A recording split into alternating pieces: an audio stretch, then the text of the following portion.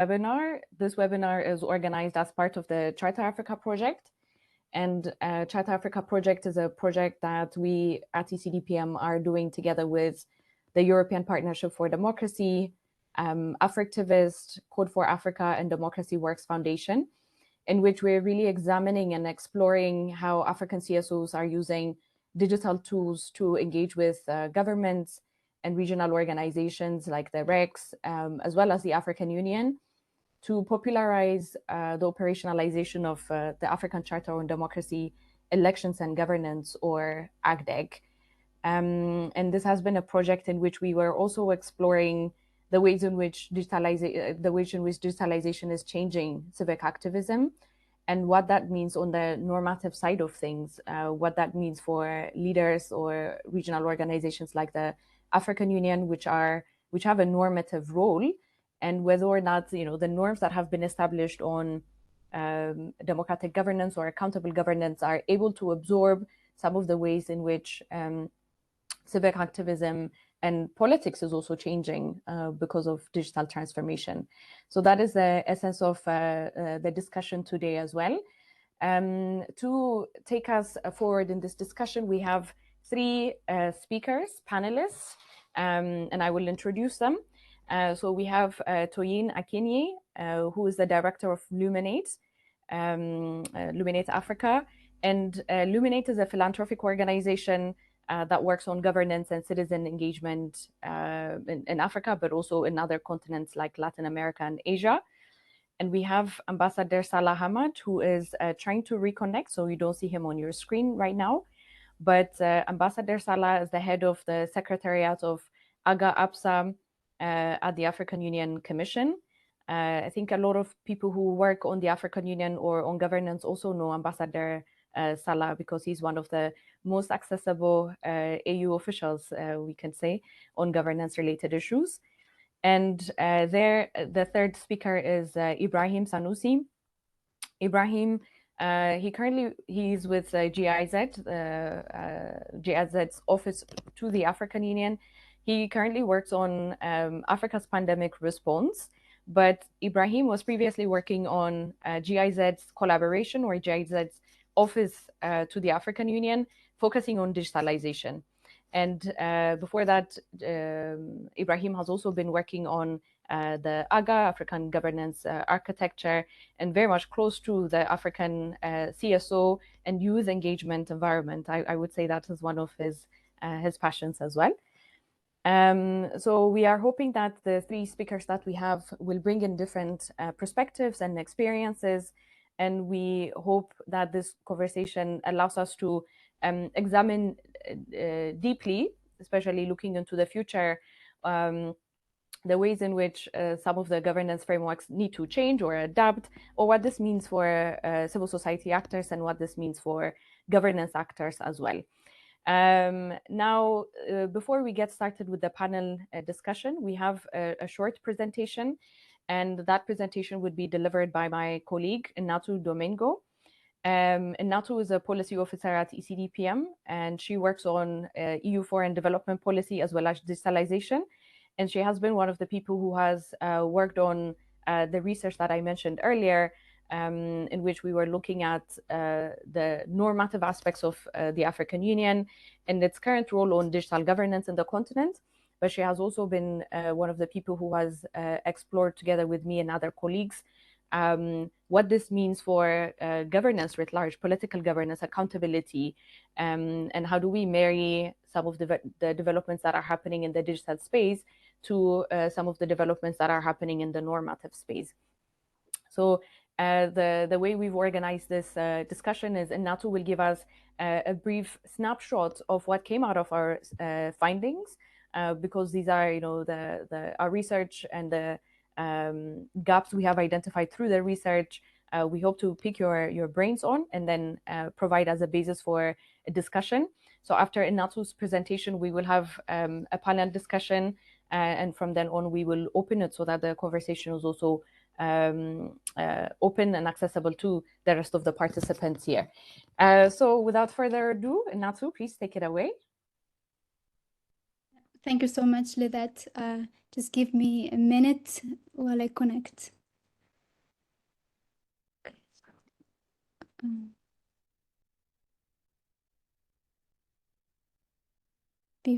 Perfect. So thank you so much, everyone, for joining. I hope the insights that I will be sharing will inform the discussion afterwards. And so, to give you a bit of context, the reason why we conducted two reports on looking at the interlinkages between digitalization and governance was mostly because of the progress that we saw across Africa when it came to digitalization. So, as you know, many governments worldwide, but particularly in Africa, have put in place national digital transformation strategies and to drive economic progress. But even so, some of them have put in place sectoral digital strategies. At the continental level, we have also seen a lot of progress in terms of, for instance, the AU has put in place the digital transformation strategy, and also the digital policy, the data policy framework are going to be change makers in terms of making Africa the driver of technological innovation, and also just building its digital sovereignty in general. And so we saw as well that political movements, including those led by women, are using digital tools for political activism, mostly and they've been able to bridge political and regulatory barriers to political mobilization. And by doing that, they've been able, of course, to advance their political demands to a wider audience, but also it has come with many limitations. Some of the success cases are context-based, and often women political leaders have faced online harassment when they do political activism online.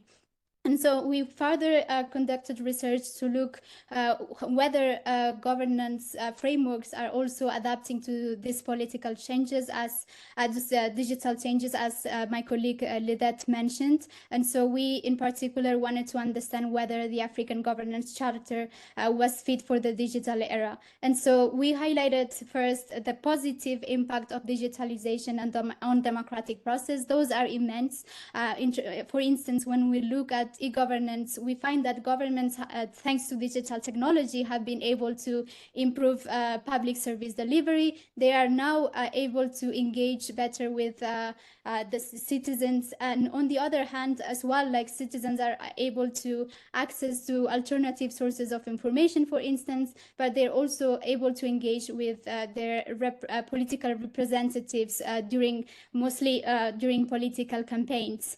And so these positive impacts, I think, need to also be contextualized, but I will tell you why later on. And we also saw that digital technologies are being used throughout the whole phases of electoral processes. For instance, 27 African countries already have integrated e-voting in their electoral process. However, while it has also increased or helped improve transparency, it has also came with political limitations. So the impact is also quite ambiguous.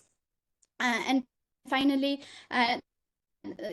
what we see is that we need to control that positive impact, because not many people are able to participate into politics. As you know, one of the reasons it's because of the wide digital divides between countries, across regions, but also the within different social segments, and as well the wide digital gender digital divide prevents many people from using digital tools and being able to fully participate in politics. And further, it's true that also these technologies by themselves, they don't offer the quality of citizen engagement that we would want to see to promote accountable institutions.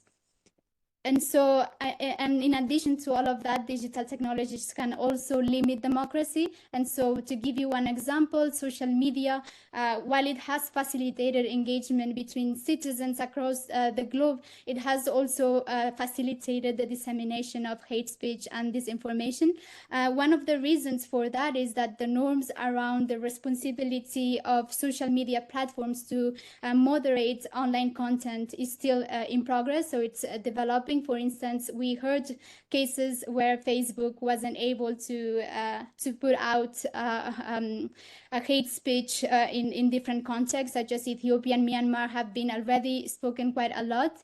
And then we also saw over the past years that there has been an increase of politically driven internet shutdowns because of the absence of political and legal norms to regulate social media. And even some governments have implemented and put in place repressive regulations, which have huge negative impact on freedom of expression, but in general on digital rights. And finally, and something that we wanted to focus is on the fact that continental frameworks are lagging behind. Not many of them don't capture the ramifications of digitalization on political governance, including elections. And that's there's a clear reason for that, and it's because most of the governance frameworks that were put in place in the 2000s, they were put in place in a time where online internet penetration was negligible. And so like in early 2000 there was only 5% of African population online. But 10 years after, 2 decades after, we know that the situation has completely changed. The average internet penetration in Africa is already 40%, despite the digital divide. And so those big progresses in terms of digitalization have not been recognized or integrated into most of the policy frameworks.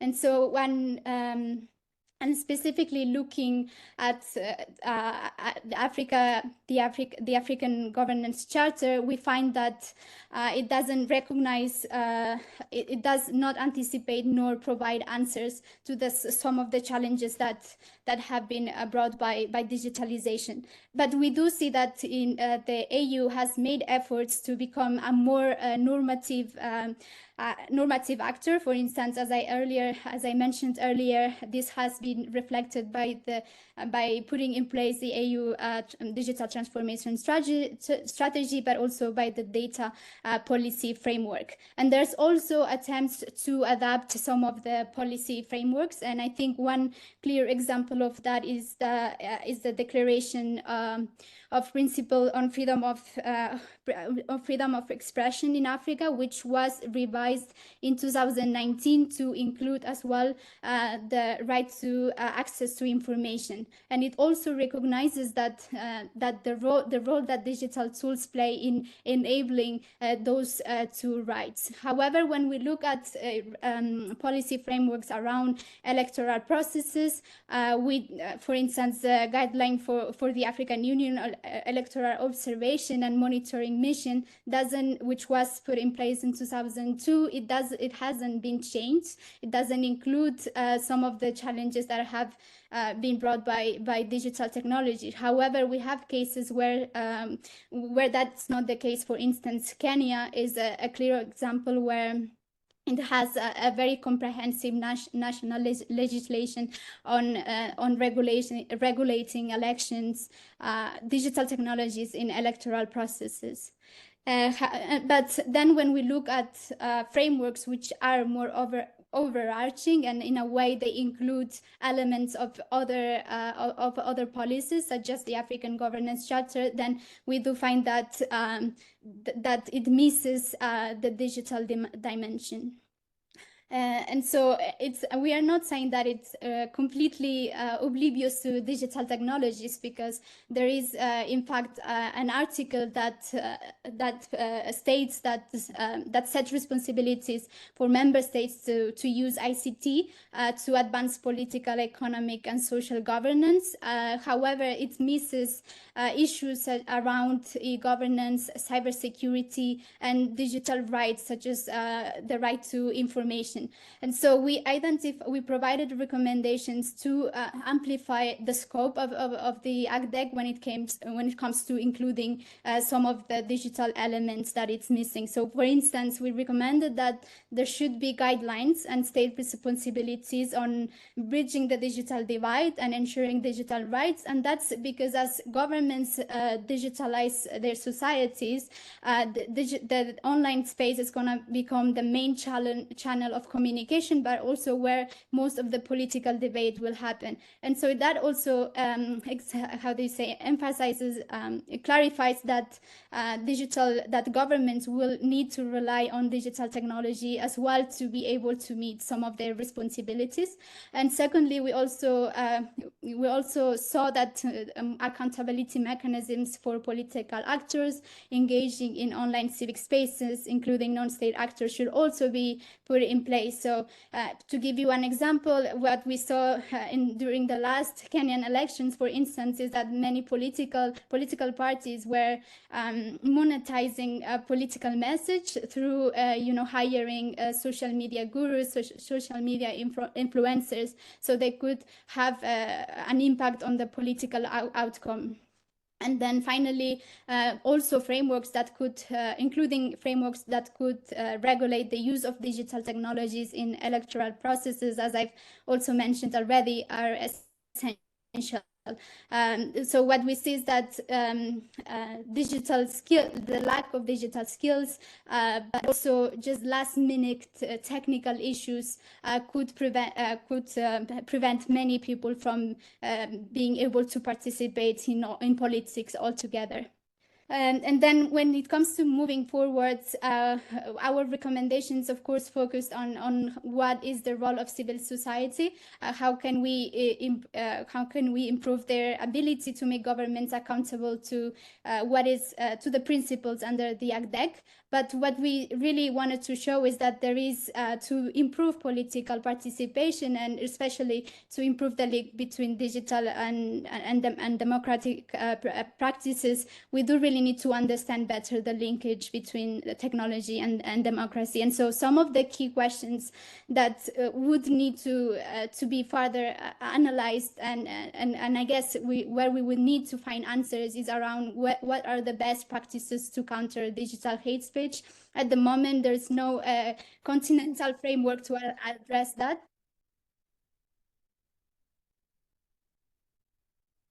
Sorry. And then also just, looking at what will evidence-based and informed social media policies look like. Excuse me.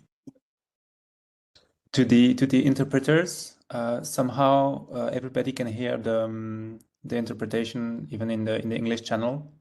I'm not sure how that comes, but if you can try to solve this, I think to know that we need to continue with the discussion. Sorry for interrupting you, Inatu. So if you want to continue.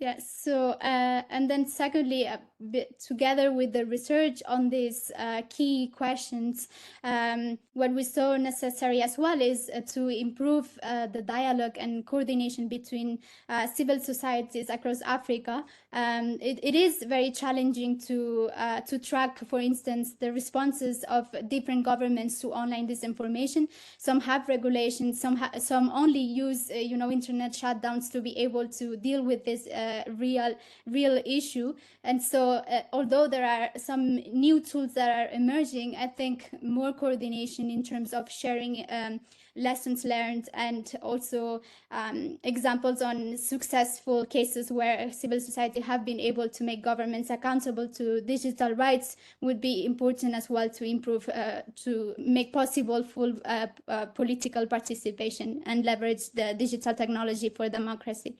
And finally, I think it's very clear, and we all know that more resources should be put forward for civil society, which are working across different sectors, such as addressing the digital divide, but specifically as well focusing on digital skills, and also improving the capacity of civil society to integrate digital tools, but also to understand that there are legislation that can be used as well to make governments accountable.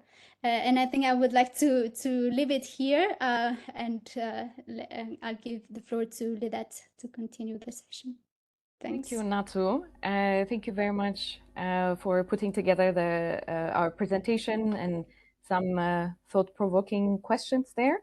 I could still see or hear the translation in French. I think now it just stopped, maybe. Yeah, okay. So yeah, thank you very much I think you have brought in a lot of topics like can we have meaningful interaction or citizen engagement online? Is the online space sort of replacing the offline space?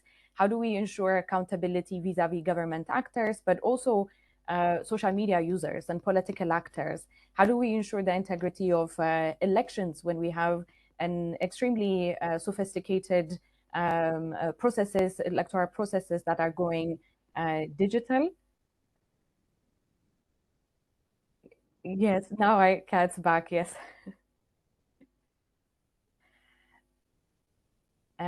So those would be the questions that we will also pick up in our panel. Before I move on to the panel and invite the panelists to respond to some questions, I just wanted to share some housekeeping details. One is I wanted to check if Ambassador Salah, I see you're online, but I want to see if we can hear you. So are you there? Can you hear us?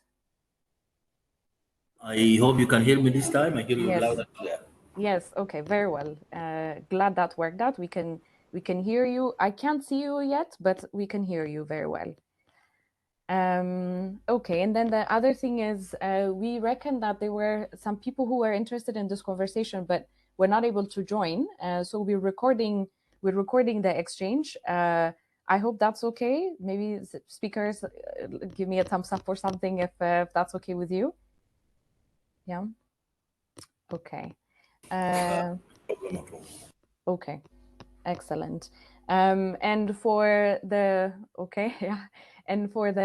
participants, while we will start with the panel discussion, please feel free to use the Q&A chat box on the side to type in questions or comments that you may have, and we'll pick them up once the speakers have responded to some questions.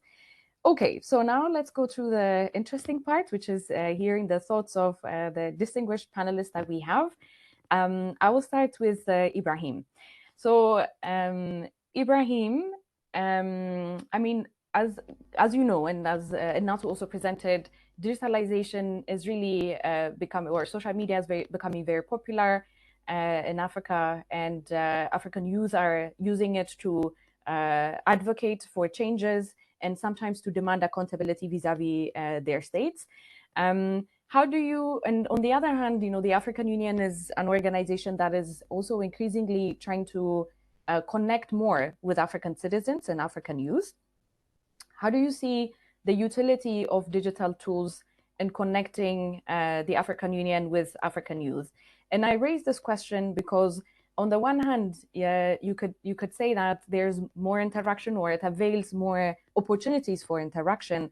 But on the other hand, I also wonder if, because of digitalization and how fast information flows from one corner of the continent to the other corner of the continent, I wonder if it has also sort of exposed the limitations of the African Union to respond to some of the crises in the continent, for example. What are your thoughts on how digitalization is influencing the African Union's role or engagement vis-a-vis citizens? Thank you very much. I'm glad to join the discussion today. I think that there is no debate as to whether digitalization has changed the political engagement landscape on the continent. We've seen how, you know, in many areas, you know, young people and old, but just generally citizens, have increasingly become very vocal. I've found spaces on the internet through social media platforms or through other platforms as well to express their concerns, their feelings, and their aspirations about governance in their respective environments. I think 2 quick points for me, or 3 quick points. First is that the entire digital transformation on the continent has been demand-driven, particularly as it relates to participation. Demand-driven in the sense that citizens have personally taken these tools and decided to use it in the way that they deem necessary and useful for them in political, social, and economic sector or in dimensions. Now, what this has done and has created is that it has created a catch-up game that government and African Union in itself needs to play in terms of regulations or restrictions, as we've seen in quite a number of countries. What we have also seen is that many governments across the continent, and including the African Union, have also adapted quite a number of their services to also leverage e-governance approaches and also, create opportunities to interact with the citizens and all of that. I think that while indeed, and I think your report also speaks to it, that to a very large extent, we've seen a more economic approach on the part of governments in the way that they are driving the digitalization agenda. I think that we definitely see the gains from the economic approach also rubbing off on the governance area in a number of ways, because government now sees clearly that if it also needs to increase revenue generation, it then needs to be able to create opportunity for the citizens to play their role in a different way. Citizens pay their taxes, then they have the right to make demands on the government for more accountability, for more transparency. So there is a, if you like, a symbiotic relationship between the economic approach of the government and, of course, the demands in terms of the governance and the democratic needs of the citizen. However, as this exposed in any way the African Union, and just to look at it at the top, I think number one, the gulf between the people and the government have always existed before the technology revolution that we are experiencing, and we do not expect that technology will be a silver bullet that resolves that. I think that perhaps the failure of the social contract that we see in many countries, that technology seeks to help amplify now and helps to put a lot of focus on in terms of what do we do to address it, is one gain that we need to definitely applaud. The second point is that the African Union, for instance, sees this as also putting a lot more pressure, which is also the expectation of the civil society in engaging with policy spaces, that we continue to put pressure on the policy space to be more responsive in its responsibilities, to make sure that it is able to respond to the needs and the expectation of its citizens. And I think that for the African Union, it has seen it has approached and responded to this pressure that it gets in terms of the easy access to information and the relative ease of being able to measure whether there is a challenge going on in Senegal or in Burkina Faso or in Guinea or any of the other countries on the continent, is that it also needs to adapt its response mechanism to be very responsive, to be able to respond to the needs of the people, to be able to engage well in time and in the process as well. Now, I think that at the AU, there are several initiatives that they've also put in place to sort of also respond and to also show an acceptance of the changing landscape on the use of technology for civic participation. And, initiatives such as the AU Civic Tech Initiative that, seeks to provide opportunities to civic tech initiatives on the continent to scale their ideas within their own individual countries or across various countries, is also a clear demonstration that this has become a tool that the African Union and of course its member states are beginning to see as a double-edged sword that they have to find a way to sort of also engage with. I think for the African Union as well, for instance, the idea of the citizens engagement platform as a window with which it seeks to engage citizens broadly on the continent on its policy formulation, on its policy reviews, on opinion polls, on some of the work that it does. It's also a demonstration of how, these technologies are also approaches from the African Union in itself. So I would say yes, like you asked, there is indeed a pressure that it creates for policy institutions. But I also want to see it positively as pressures that are helping to drive some fundamental policy and systemic change in organizations like the African Union and, of course, across various governments on the continent. I'll leave it at that for now. Yeah. Thank you, Ibrahim. And I think some of the points that you spoke to about how the AU is also trying to leverage this, we will come back to that point. And maybe I will ask later. I will ask Ambassador Salah to help us understand those efforts a bit more. But maybe I'll first go to Toyin, because your organization actually works a lot with CSOs that are indeed trying to get citizens to be more active, and to demand for accountability, and to engage with national governments, but then also to form alliances with each other as CSO actors to respond to local needs. So I wanted to ask what your thoughts are on the one hand, it's excellent that civil society now have digital platforms in order to be able to collaborate, for example, in exchange, form alliances, and apply pressure, as Ibrahim said, vis-a-vis duty bearers when needed.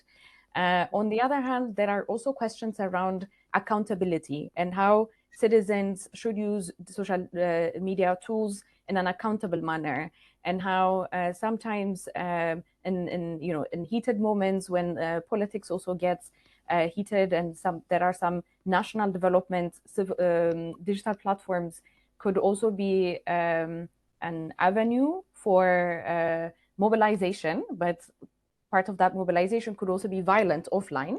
And this is also something that Natu in her presentation mentioned.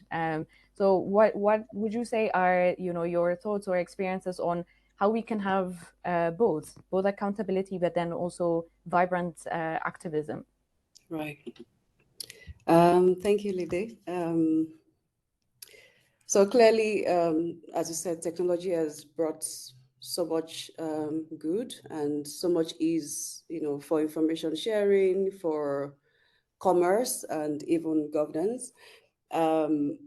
But it also has a potential, and as indeed caused harms, if the users of these digital spaces do not have the necessary tools for healthy engagement, and those with the power to manage and regulate it are not transparent or aren't held accountable for their actions. So I'll just share a few examples of our work at Luminate with CSOs. So at Luminate, we indeed support civil society and groups working towards inclusive participation, working to protect the digital and allied spaces where people converge to share information, to share ideas and hold debates, which is critical to for a thriving democracy, right? And our support also involves calling for accountability, or the support we provide to these organizations involves them calling for accountability by those with the power to ensure technology works for and not against democracy, including, of course, tech companies, governments, and policymakers as well. And we also provide civic education about the right to free speech and the proper way to engage in those spaces in a way that supports inclusion, not polarization, and allows for diverse voices and perspectives.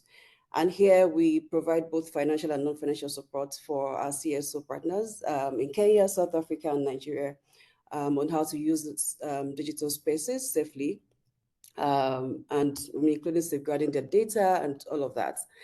Now, all of these types of work, done by and carried out by civil society organizations are critical, because while we're encouraging civic participation, we also need to ensure that the spaces are indeed safe and enabling enough for true and enriching participation. Now, to the question of balance, I like to think of it this way: humans, people are at the core of digitalization and of the digital rights and accountability work, that state and non-state actors, and especially civil society activists, are doing to safeguard the digital spaces. And so should be democracy. So all these endeavors should be human-centered and seek to ensure that we uphold democracy and the rule of law. So we need governments, policymakers to be people-centric in the design of legislations and policies that govern these spaces, and to ensure that the critical democratic values of inclusion, of diversity, and justice, form the core of their efforts to regulate the digital space. And also, again, tech platforms, I believe, needs to place people over profits and be held accountable when this is not the case. For instance, the example of Kenya that you gave, during the elections, as well as in Nigeria, um, comes to mind, in terms of how the online space was rife with polarizing rhetoric, as well as sponsored narratives, by state and non-state actors, obviously. And obviously, these narratives harmed people's participation. So collectively, we must focus more on how to hold tech platforms accountable for such issues in Africa, right? I like to say that we are not mere users of these technologies, and our government must develop appropriate policies to ensure that perpetrators, including state actors themselves, and tech platforms can be held accountable, for these collective harms that they cause. And finally, I think all stakeholders, I've mentioned civil society organizations, governments, tech platforms, need to be responsible for centering and protecting humans and their rights, in conversations and all the efforts we're putting together around digitalization and governance. So I'll pause there for now. Yeah. Thank you so much, Toyin. And there's this point that you raised about making policies people-centered that maybe later I would like us to come back to, because as Inato mentioned, these norms, what it actually means to have people-centered norms, people-centered policies is work in progress. So we'd be happy to hear what your thoughts are on, how to operationalize those, for example. Yeah. But we'll come back to that later. I'll now go to Ambassador Salah, who of course has worked on the African continental governance scene for a long time. So Ambassador, I would be grateful if you give us your thoughts on how do you think digitalization is changing the African Union as a governance, as a normative actor in governance? Is the AU feeling like its role in setting norms is changing because digitalization is changing how societies are governed? Are there some discussions on perhaps adapting some of the AU's normative frameworks to reflect better some of the changes that have been introduced because of digitalization? How do you also think the AU's member states are dealing with the ways in which their societies are being transformed because of digitalization?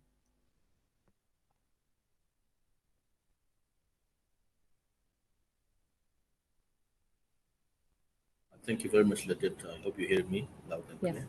Yeah, we can hear you now. Yeah.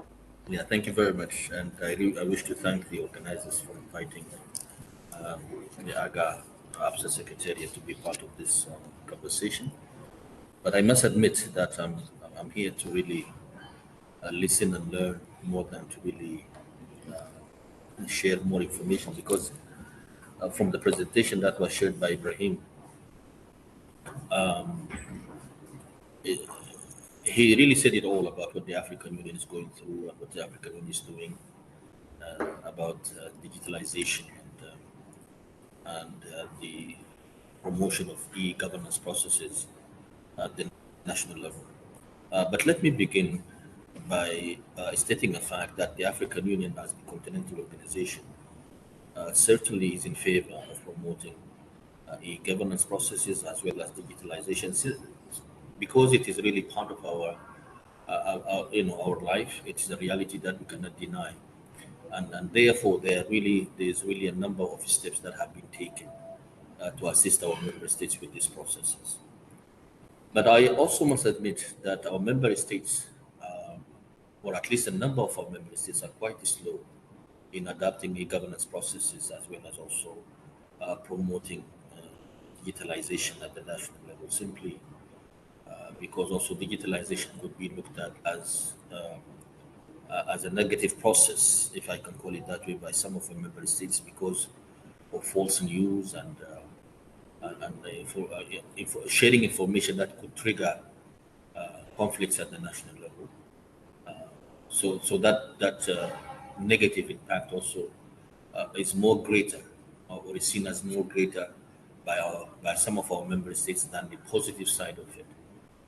But the African Union, not only as is stated in the ACDIP, the African Union is really trying to advocate and lobby for the adoption of and the promotion of e-governance at the national level, simply because it ensures greater citizen participation in the processes.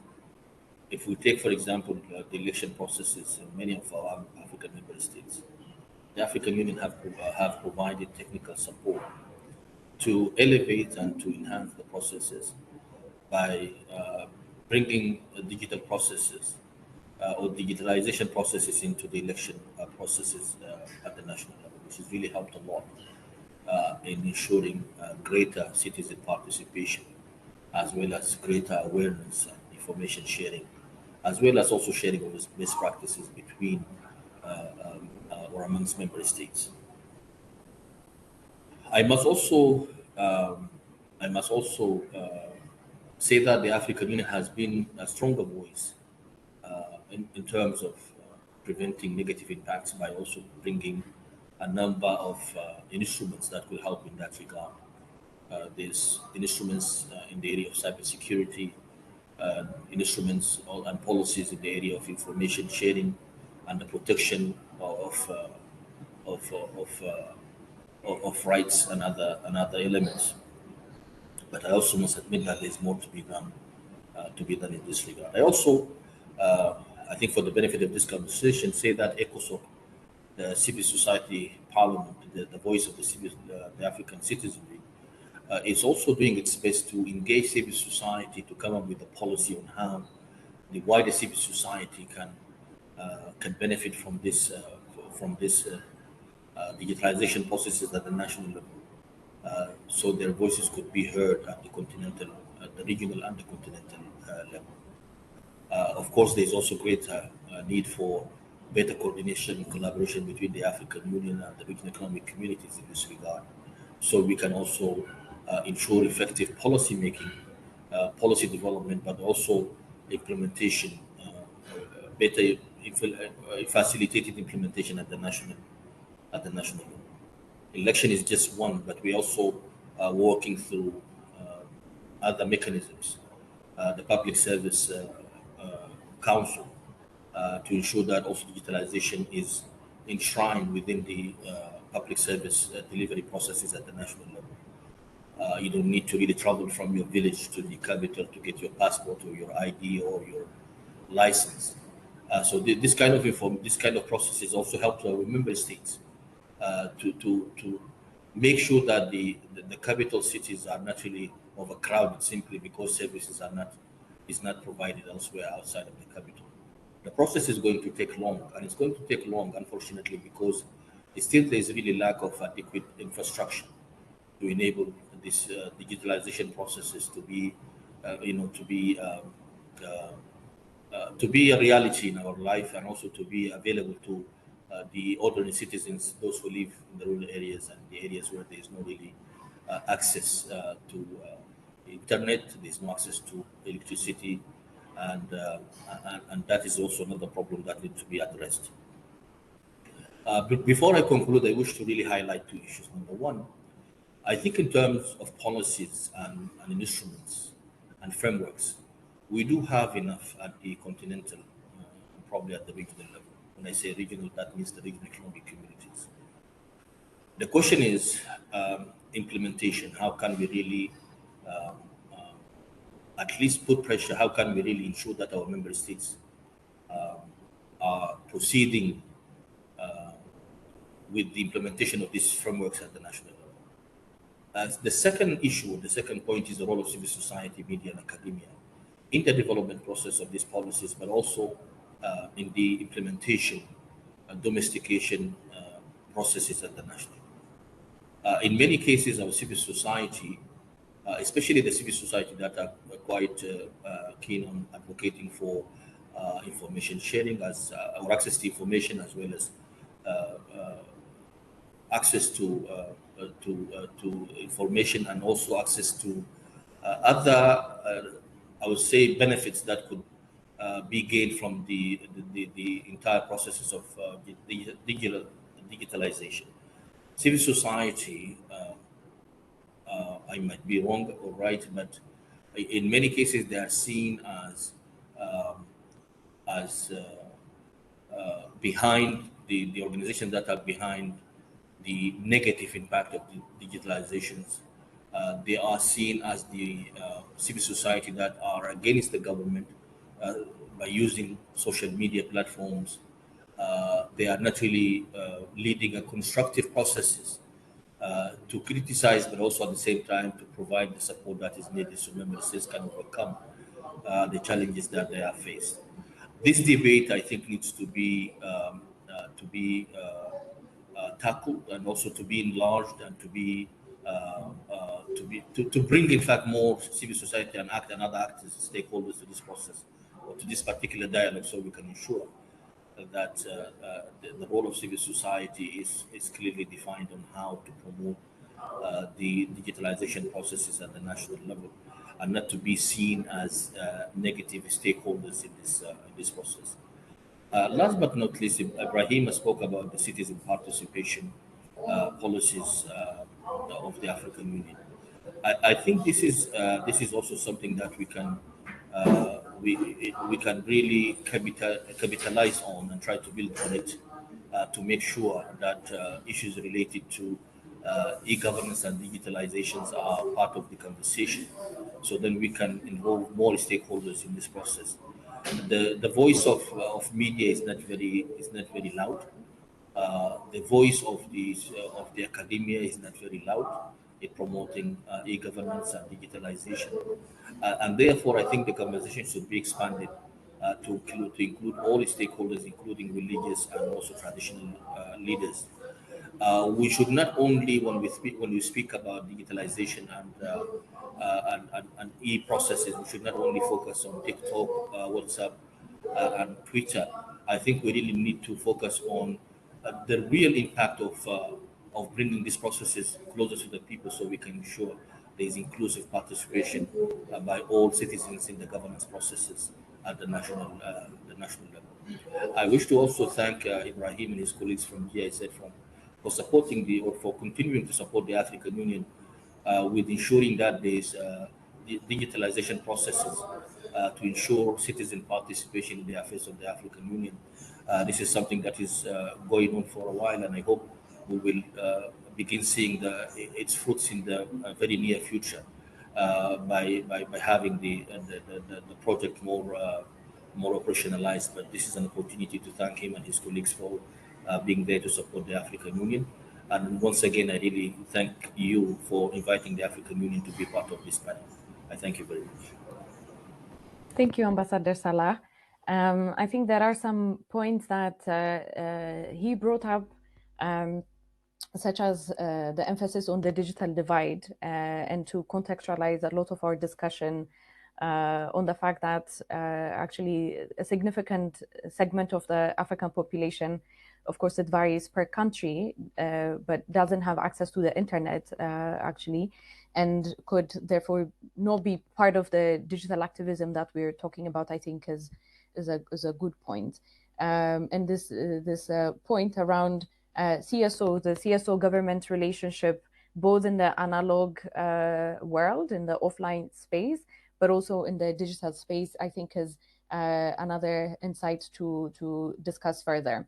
But maybe I will come to you, Toyin, because I would like to hear your thoughts on the structural barriers like the digital divide, perhaps the lack of regulation, or the fact that norms are just being developed, and the fact that there's also an international dimension to digitalization, right? On, for example, language recognition is one of the reasons why some platforms have not been able to take appropriate action to counter hate speech in certain countries because they actually don't understand or don't have the personnel who understands the context and the languages that are used. I was wondering if you wanted to say something from your experience as well on the structural barriers that need to be addressed to ensure CSOs in the countries that you work in, but also like African CSOs, if we were to compare it to the global CSO space, that their experiences are reflected in the emerging global normative frameworks around digitalization to begin with, or normative frameworks on how private sector actors and the social media platform should be held accountable, for example. So Toyin, maybe I give you the floor to say a few things on that. Thank you, Lydie. And thank you also, Ambassador Salah, for your intervention. I found them quite insightful. So I'm going to start this way. So African countries, and in fact the AU as a body, has legislations, regulations, policies, guiding digitalization and governance, and the ambassador highlighted some of them earlier. There are like 3 or so key realities that I would like to quickly highlight here, and then I'll come to those structural barriers and that we need to sort of surmount. First is that Africa's vibrant youth population is one of its greatest assets, and that's not cliche. I know we say that all the time. With the highest youth population across the world, African leaders at the regional and national levels need to install structures and processes to support this vibrant population. The second is that emerging advancements in technology will define the future of digitalization and governance in Africa and globally. And the third is that African states, as we said earlier, they've committed to upholding the principles of democracy. But in recent years, there has been a rise in states clamp down on free expression, clamp down on on free press, and particularly of dissenting voices, activists, organized civil society, and this shouldn't be so. So what major structural changes do we need to make to ensure a thriving civil society ecosystem, especially considering this key point? I would think legislations, infrastructure, and culture, and all of these are tied also to access. So first on legislations and policies, I think this should be consistent with and respond to these current and emerging trends and realities that I described earlier. And obviously political and governance processes should do so as well. One, African governments need to prioritize inclusion of youth, women, and other underrepresented groups in society, respect existing legislations and provisions within the law, to build truly inclusive and just societies. And this will take care of the challenge that most civil society organizations face, which is, access to the relevant laws and policies that are consistent with and enabling, for their work. Today, people across the world are negotiating the meaning and impact of generative AI, for instance, as well as other advancements in technology, for democracy, geopolitics, and collective governance. I think the AU and its member states need to provide leadership, in carrying a vision as well as the necessary legislative safeguards, for these tech advancements and, more generally, how Africans will be affected by them. And as we know, the generative AI technology is changing extremely quickly, as most technological advancements as well as tools. So the question is, what political system do we need, to properly engage and regulate these advances happening at this speed, nationally, regionally, and how can Africa plug into global conversations and processes on this. I think AU states need to put in place progressive frameworks, legislations, policies, and guidelines, to truly protect civil liberties as well, to safeguard human rights and to plug the loopholes in our legislations and policies that are being exploited by authoritarian regimes, as well as tech platforms and other powerful entities. And the AU should explore all means to hold its member states accountable, for infringement of human rights, the weakening of democratic institutions, and clamp down on democratic actors. I think civil society organizations have to grapple with all this, and just signaling that the environment is enabling enough for them to access information, for them to participate meaningfully, will be helpful for the ecosystem. The second thing is infrastructure, and I'll touch very quickly on that. As we know, Africa is a young mobile-first population, but data remains expensive, access remains limited and expensive and out of reach for many young people and others who want to influence decisions that affect their lives, including, of course, civil society actors. So I think affordability of access to digital spaces and technologies as it becomes a need for many of us is a question that states and the continent as a whole must grapple with. And the last point is culture. There is trust deficits in government and state institutions around the world, and Ibrahim referenced that earlier. This is a context within which African states exist, and that's civil society organizations are operating within. And I think to restore trust, the AU and member states need to institute a culture of transparency and accountability, provide an enabling environment, of course, for debates on public issues, public interest issues, and issues that affect people's lives and future, and ultimately build a culture of proactive and responsive engagement with the polity. And the AU needs to provide leadership in this, trust restoration endeavor. Lastly, we need to deploy Africa's power, soft power and otherwise, and narrative change, to ensure Africa's experiences are reflected in the global digital space. I think African governments need to listen more to civil society organizations, and we need to know that that's listening and that trust exists. And I think the AU as a whole and its member states need to tap into the great work that civil society members are doing, to consciously frame positive and progressive narratives about the continent. And the role of the media and civil society in nation building and in the future that we're building together for the continent.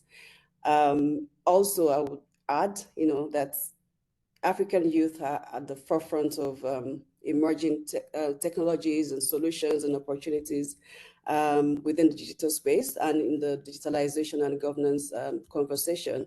And I think they should be recognized and promoted for this. And lastly, I would say, again, sort of reiterate that we need an enabling environment, for these talents to thrive and for civil society to thrive as a collective.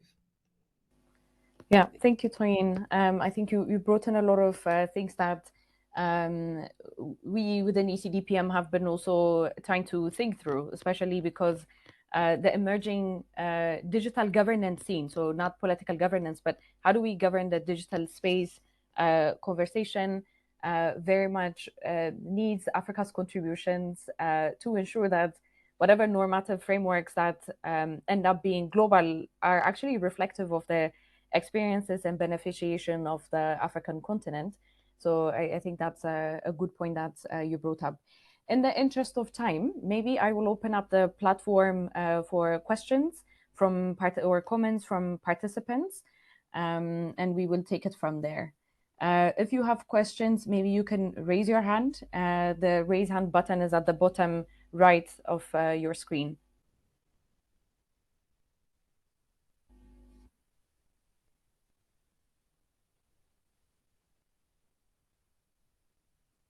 Are there any questions from the participants?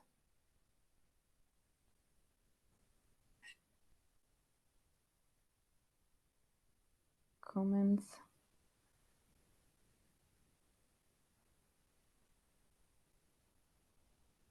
Okay. In that case, then I will take the liberty of asking my question. I apologize.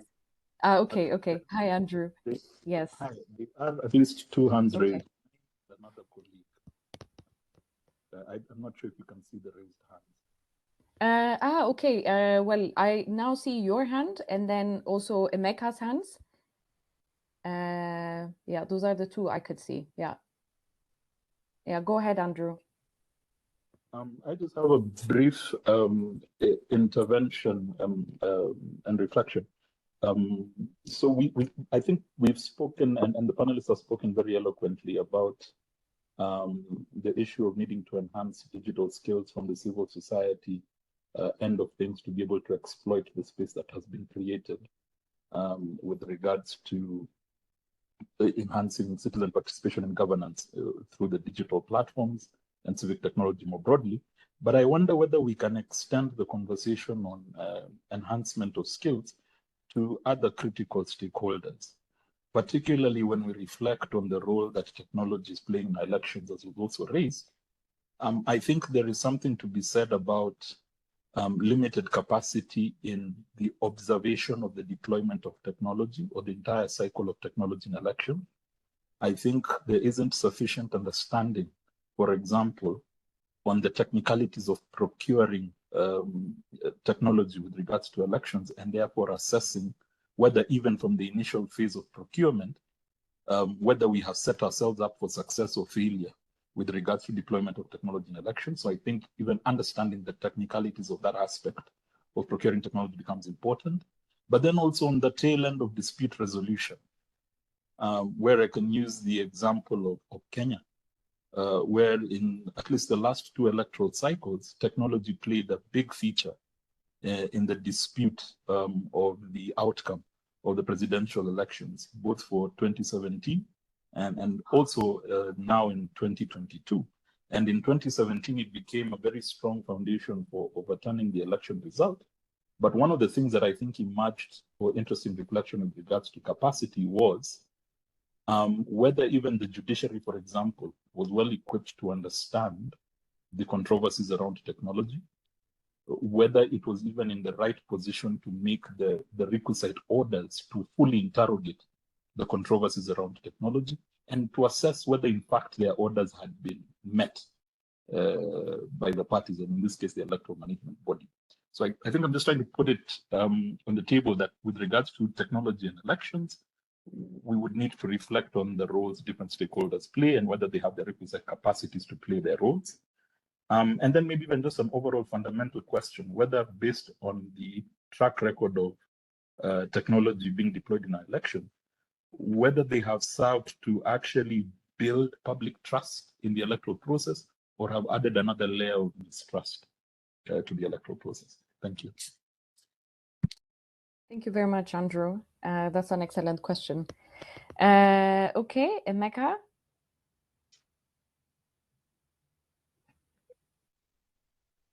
We can't hear you. I am very happy. Are you hearing me now? Yes, we can hear you now, yes. Okay, thank you. As I'm very, very happy and pleasant that I'm part of this because it raises a whole lot of questions about governance, particularly using the digital process. One challenge I had, and many civil society have had in engaging government, is most of the discussions surrounds about how do you reduce the usage because of hate speech. But for us, we believe that one, the advantages that this process portends outweigh the disadvantages like hate speech far. And digital process is a self-regulating mechanism through which if I post something, it can be traced directly to me. The main question within Africa, which Andrew has pointed one aspect around using digital process for election is one, the reach. The whole lot of Africans are left behind in this because of the reach. The second is the cost. Because of the level of poverty and the level of deprivation and impoverishment, it becomes very difficult for too many people to key into that process. And of course, the usage, which borders on having a very good advantage or making the best out of the process in order to improve governance. So the question here is, how do we, first of all, expand the reach so that even in the conversation process, many keys into it? Thank you. Thank you, Emeka. I think you raised a very pertinent point, one that was also raised by both Toyin and Ambassador Salah about the digital divide and whether or not there is, in fact, infrastructure to ensure all citizens are enabled to use digital tools to access e-governance platforms, but also to engage in the digital arena for activism, accountability, and also coordination and learning from each other. So those are great questions. I will see if there are other questions in the audience. Something that escaped me is about reviewing the laws of different countries. Because yes, we have laws that talk about incitement, which is related to hate speech. And there are so many other, both subnational laws and national laws that can be summoned to contain the negative effect of digital process. So in this situation, how do we link up with the African Union to start this process so that there won't be this back and forth about what is right and what is wrong and what can be done and what cannot be done? Okay. Let's see if there's another question from the platform before I give the floor back to the panelists, and you can address the questions that spoke to you the most. So you're free to do that. I don't see any other questions or hands raised from the participants.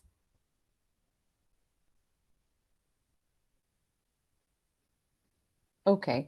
In that case, maybe I give you the floor, Ambassador Salah. Thank you, Lidette, for giving me the floor. I hope you still can hear me loud and clear. Yeah. We can hear, there's a bit of noise in the background, but we can hear you. Noise in the back. I'm in a quiet neighborhood, but I don't know why some noise. How is it now? Yes, go ahead. Thank you very much. Um, I want to begin by stating two facts. One, the African Union is the continental organization that assists its member states by developing policies.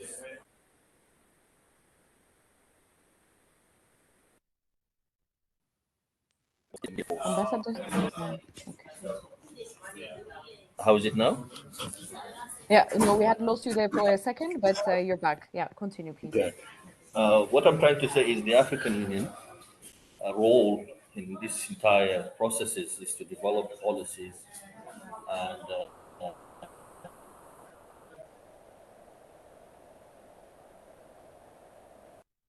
Kathy.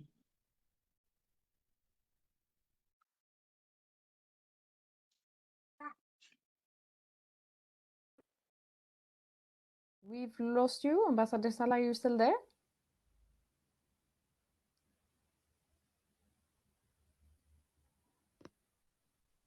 I think he might have signed out. Oh no, he's there. Okay. We can't hear you.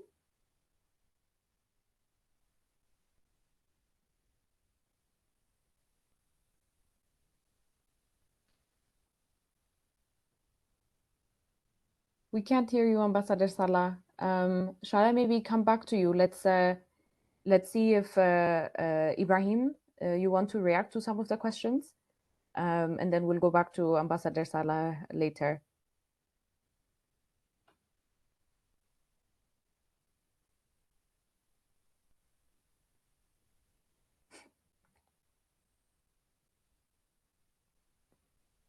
Ibrahim, can you hear me? Yeah, I hear you now, Yeah. but I'm not sure I got the first sentence that you Uh, made. No, I was saying we will come back to Ambassador Salah because we couldn't hear him. So I'll Yeah. give the floor to you if you want to react to some of the comments and questions that were raised. Well, I think that maybe just to react to the issue of capacity, as it relates to the capacity of various stakeholders in the deployment of technology for democratic processes like elections.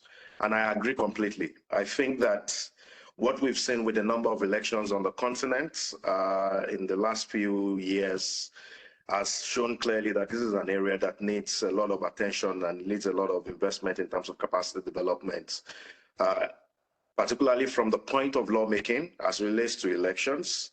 The role of the parliament and that, and the capacity of the parliament in itself to be able to enact laws that help to deploy technology in a responsible way, in a way that does not leave people behind, in a way that ensures popular participation and all of that. So I think that that in itself is one area. Two is on the part of the electoral management bodies. And here you're looking at first their ability to be able to even procure the right kind of technologies to assist them in their processes. And I am not by any means suggesting that there are no capacities in our member states or in our national electoral bodies to do this. There are very brilliant individuals who are involved with many of these processes on our continent. I think that the challenge often is that these are individuals who are very limited in terms of numbers and often are not able to deal with the very varied and several processes that is often involved in first discussing these tools with the parliament, ensuring that the procurement processes are done in a way that the exact kind of tools are put in place, and then you even go to the deployment and the capacity development that goes into the use of these tools for electoral processes on the day of elections in themselves, and then to the judiciary, where you then look at issues relating to litigation and all of that. And also on the part of the users, I think there are quite a number of elections where we've seen clearly that even candidates of political parties themselves do not know the differences between one tool or the other, whether one helps with accreditation, whether the other helps with the voting process in itself, and one helps with viewing the results and all of that.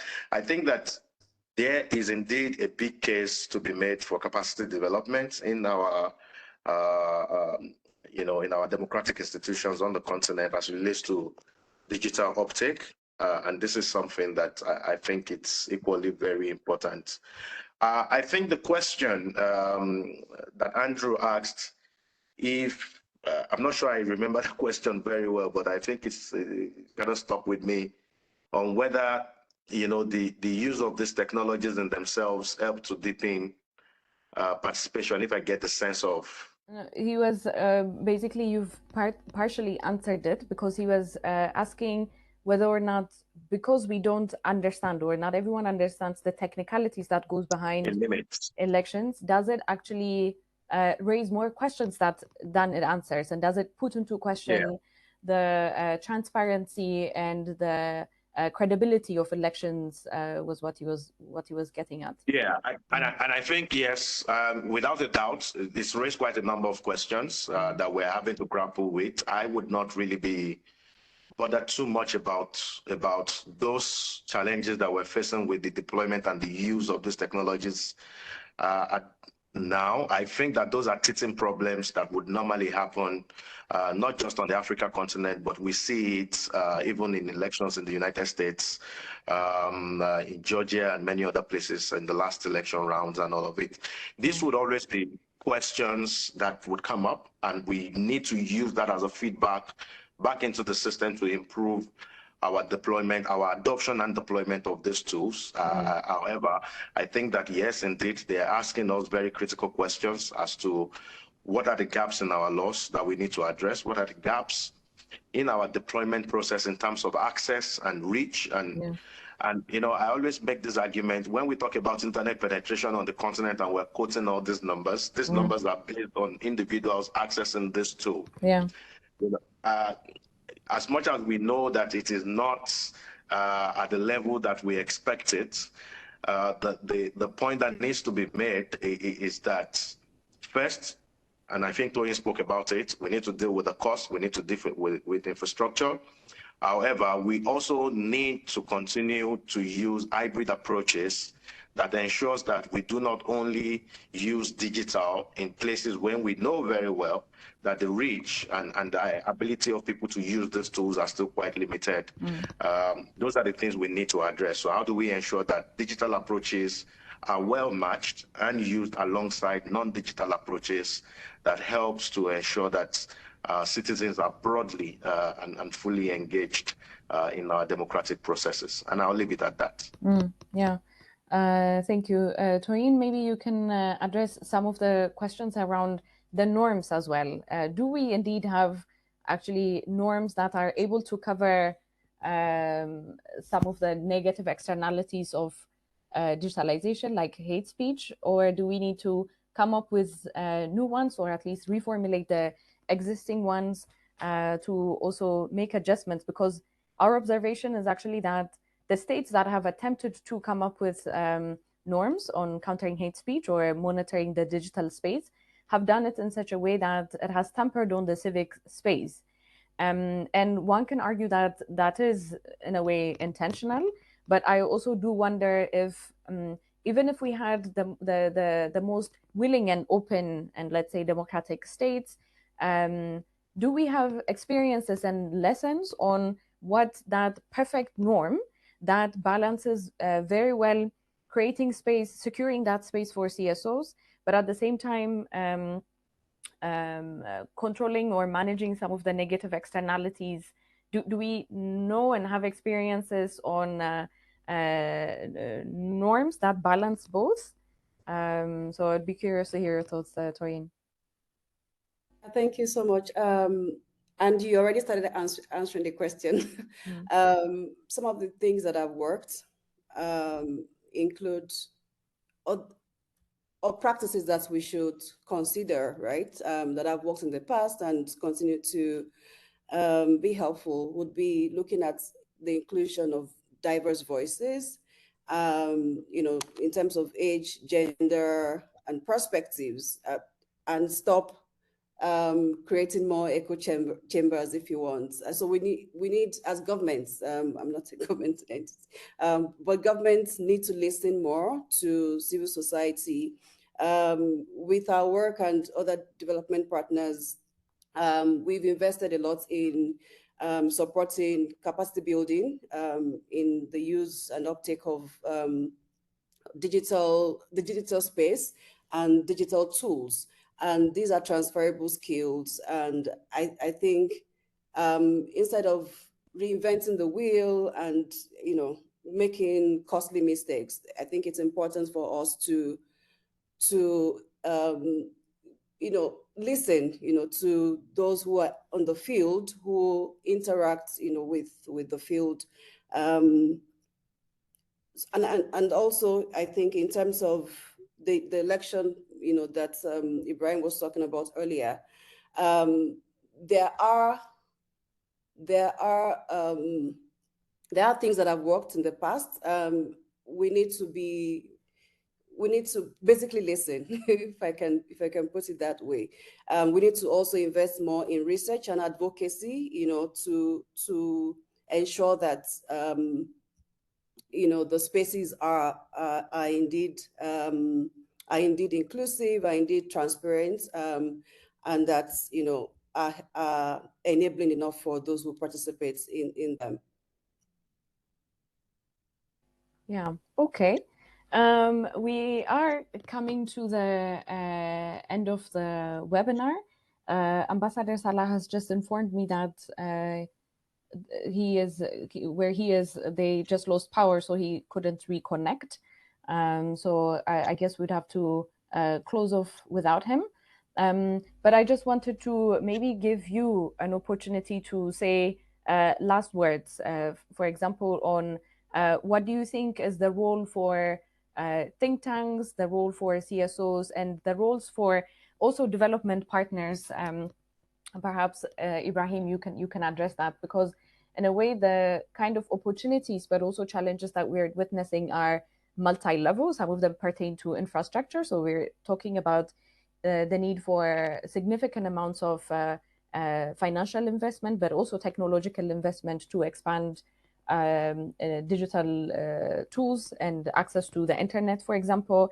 But we're also talking about norms and ensuring that this conversation just doesn't end up being about social media and hate speech, but also can go into AI and what this means for the future of the world and for the future of Africa. So maybe I'll give you both to say a few things on what is the way forward, what are your thoughts on what needs to be done by CSOs and the different actors that I mentioned. Ibrahim, maybe you can go first. All right.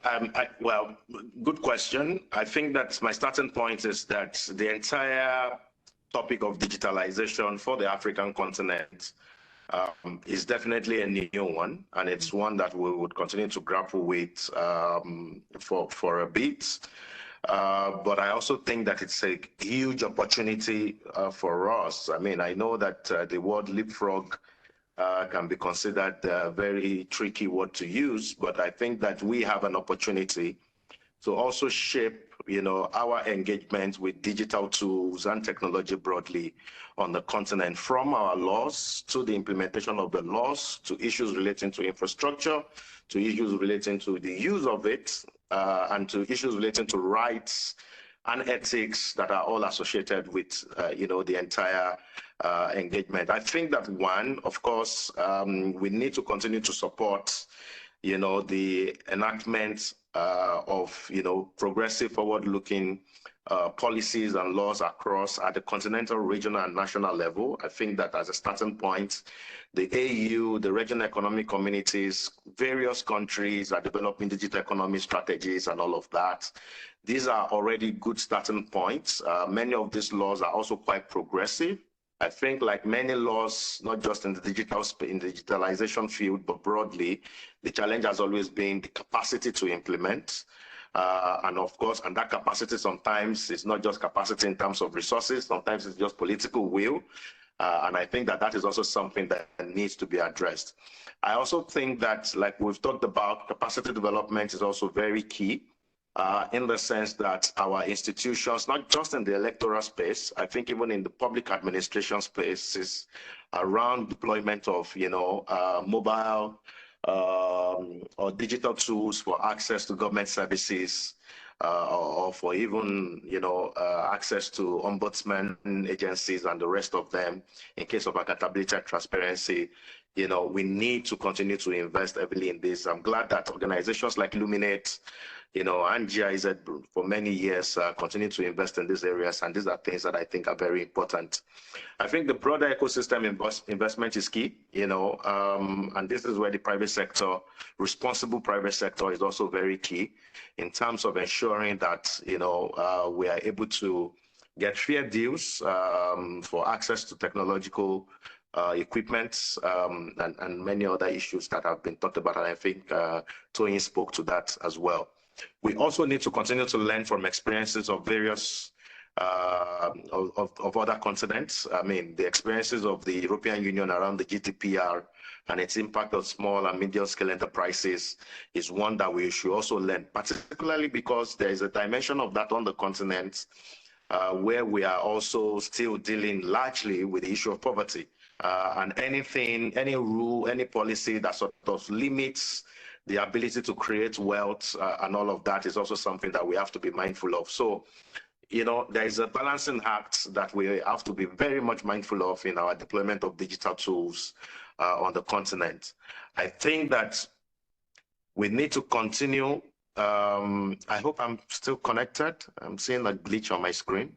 No, you're connected. We can hear you. All right. I think that also for development organizations, these are areas we need to continue to support. There's also the big area around, how do we help to cultivate an active civil society engagement as an oversight on, the acquisition, the adoption, and the use of these digital tools. Because naturally, states would always approach this from a security, from a state-centric approach, and, the citizens have a right to center themselves. And I think that that's the point that Tony was making. Indeed, as much as, of course, the government must ensure that this is a citizen-centered approach, citizens themselves must continue to make their voices heard in whatever way they deem necessary, either digitally or physically, through protest and through, articles, through shaping opinions. And that's where the academia and the think tanks also come in. These are very, very important tools for us to make sense of these tools we're using, for us to highlight possible challenges, possible harms, and to ensure that we have, the right policies and approaches to addressing them. I think that lastly, investments that organizations and the cooperation that the organizations like GIZ have with the African Union, and also through their bilateral engagements in various countries around digitalization, needs to be strengthened. These are investments that help to address many of the gaps, particularly around the AI, where you mentioned, where we know that, representation in terms of, people of color being part of the entire development process, but also the ability to develop content from the continent to ensure that we have, sufficient content generated for broader AI use, and all of that is also an area where I see development partners being able to help put investment to ensure equality and equity in the deployment and the use of these tools. And I want to leave it broadly at that. Thank you. Yeah, thanks, Ibrahim. Okay, Toyin? Thank you. I'll just add to what Ibrahim has said, and I'll share from our learnings as Luminate and now work supporting people in the field. So we work to ensure that everyone, including those underrepresented, such as women, such as youth, and others, have the rights, the information, and power to influence decisions, that affect their lives. Through this work, we believe that misinformation, disinformation can exclude people from participating in important democratic processes such as elections, and we've talked a lot about that. And so some of the tools we are deploying are advocacy and research and allied approaches to ensure that the spaces where people share and receive this information are healthy. We clearly are working with youth-led organizations, for awareness and education on responsible use of social media and digital technologies. And we talked about that also earlier. And we are also exploring, supporting more voices, new formats of information sharing, storytelling and narrative change about, the youth and women on this continent, and how they can better participate in civic and political spaces, as well as the value of building healthy information ecosystems. And I say all this because I believe that these are tools, these are concrete ways that all stakeholders, other stakeholders, including development partners, can play a role, through research, advocacy, narrative change, and also especially facilitating cross-regional collaborations and learning, because there's a lot of learning out there that we can leverage, to address some of these challenges that we've highlighted. And of course, other tools and efforts to ensure that technology does support the inclusion of more diverse voices in governance, and that our digital information spaces are healthy and continue to support democracy. One other thing that we've learned is that we need strong frameworks, and mechanisms like the AU, so I'm back to, encouraging the AU to reflect on, some of the gaps and issues in their member states' governance of the digital space, and step up in their leadership role. And some of the key areas or issues will be on inclusion, also on transparency and oversight, and on the protection of the people who are using those spaces. As far as inclusion is concerned, as more states embrace technology to ease service provision, and to do all that we do on digital spaces, we must ensure, that people are not left out because they cannot access technology. And we need to also ensure that online communications, do not exclude people just because they cannot afford to be online. We also need diversity, so inclusion and diversity. We need diversity of voices. I said that earlier, in terms of gender, in terms of age, and diverse perspectives and experiences. With the majority youth population being in Africa, the AU must explore more ways, to include youthful voices and women in national and regional discourses and decision-making processes. So transparency and oversight, I think we need greater transparency. We need more oversight and regulations. We talked about that, to address the negative impact of new and emerging digital tools and online spaces on people's fundamental rights. Disinformation, misinformation has been used by state and non-state actors, to polarize communities and groups, especially during key moments such as elections. And I cited an example of Kenya and Nigeria earlier. I think states should prioritize rebuilding trusts and invest in transparency mechanisms and allied efforts. And on protection, the digital space provides for free flow and exchange of information and debates, but I think that the AU and its member states, need to step up and make sure to truly protect free speech and ensure that press freedom, one of the pillars upon which democracies thrive, are not harmed. With technologies and advancements, CSOs, activists, and others can organize more, and it is easier to collaborate and share ideas, even with unforeseen events like during the pandemic. CSOs could still do important work and reach for their corners. However, some states and non-state actors have weaponized the digital space, tracking and gagging people, including journalists. The internet in this way has become an important tool for people advocating for civil liberties, but also has become a threat, when it is used by those who seek to harm them. And so, internet shutdowns, harmful surveillance tech are obviously examples of ways free expression and other rights have been abused by, the government, who indeed should be protecting these rights. And I think the AU can do more, to avoid further infringements on people's rights and, reverse the closing civic space trend across the continent. I said earlier that, we need to center humans and we need to center their rights. I would like to reiterate that.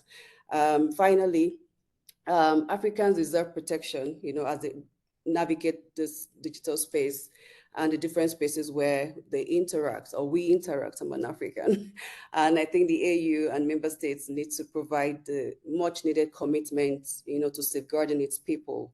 They need to lead the way. I think the AU in particular needs to lead the way in developing robust legislations and modifying the existing ones and ensuring that there are policies that protect citizens who use online platforms to access and exchange information and services, while also developing more effective ways, to hold tech platforms accountable for their actions, including and especially harms that they cause and that they have caused. Yeah. Thank you. Okay. Well, thank you so much, Toyin. I think we have gone slightly over time. So I would like to thank you for making time, for sharing your experiences and reflections, both of you, Ibrahim and Toyin. And Ambassador Salah, of course, he's not with us anymore. And thank you to the participants as well who made time to join this conversation. Some of you have just written saying that you couldn't hear all of it because of connection challenges, but we have recorded it and you can find it in our YouTube channel, so you can watch the whole recording there. So yeah, once again, thank you very much. Do continue to check out some of our work. Also share your ideas. We'd be happy to hear if you are working on similar lines of work as we are. We're quite interested in exploring further Africa's role in global digital governance, but also strengthening digital governance within Africa as well. So do reach out if you have ideas or if you want to share some of the work that you have already done. Yeah, thank you once again, Torin and Ibrahim, and have a good afternoon to everyone. Thank you. Thank you very much. Yeah. Bye.